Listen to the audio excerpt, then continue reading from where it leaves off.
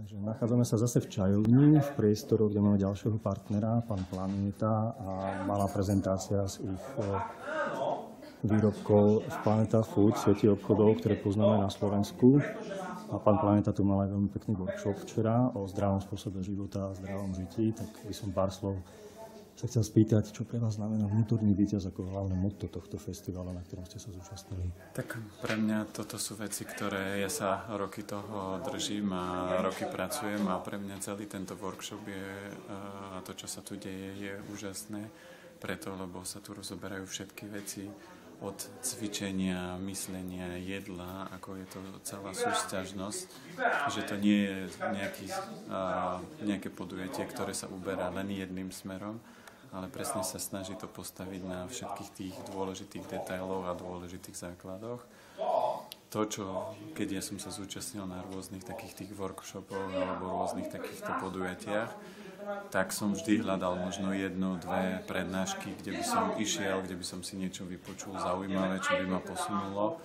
A tuto je opačný problém, že sa neviem veľakrát rozhodnúť, na ktorý by som išiel, lebo všetky sú výborné a všetky by sa mali možno konať jednotlivo samostatne, aby človek mohol prejsť tou vlnou. Takže toto je ako pre mňa taký najväčšia dilema celého tohoto podujatia, ale ináč sú to presne tie sekcie tak rozdelené, aby si tu každý našiel to, čo potrebuje, každý našiel tie odpovede, ktoré hľadá. A aj ja, človek, ktorý som v tomto dlho namočený a snažím sa rozvíjať, tak mám tu proste rôzne prezentácie, rôzne prednášky a workshopy, kde môžem aj ja sa niečo nové dozvedieť a posúvať. Takže pre mňa je to obrovsky zaujímavé.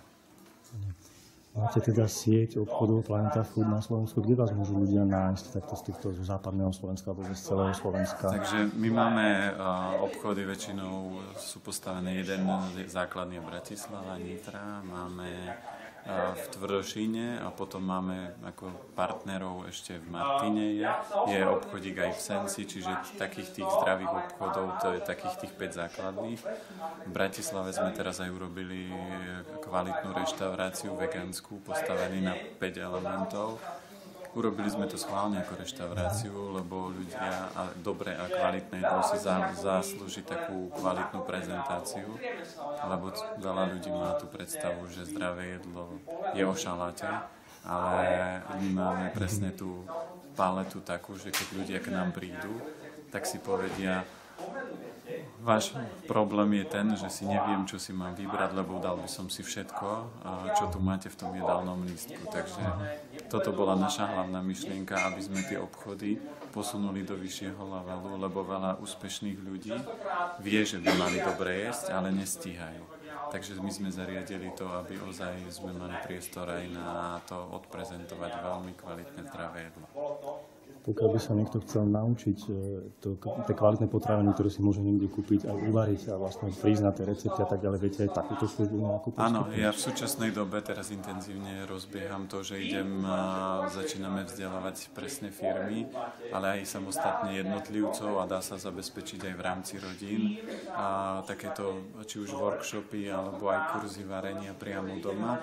Alebo ja vždy hovorím, že skôr ako si natrete chleba, tak ja si urobím hlavné jedlo, takže pre mňa chlieb jesť je komplikovaný proces, ale ja si urobím jedlo také, ktoré ma posilňuje, vyživuje a posúva. Takže ja som človek, ktorý má život niekedy extrémny, čo sa týka pracovnej záťaže, pretože ma práca baví, ale vždy, keď mám náročnú prácu, vždy mám dokonalé jedlo a vždy si ho väčšinou sám ako keby pripravím.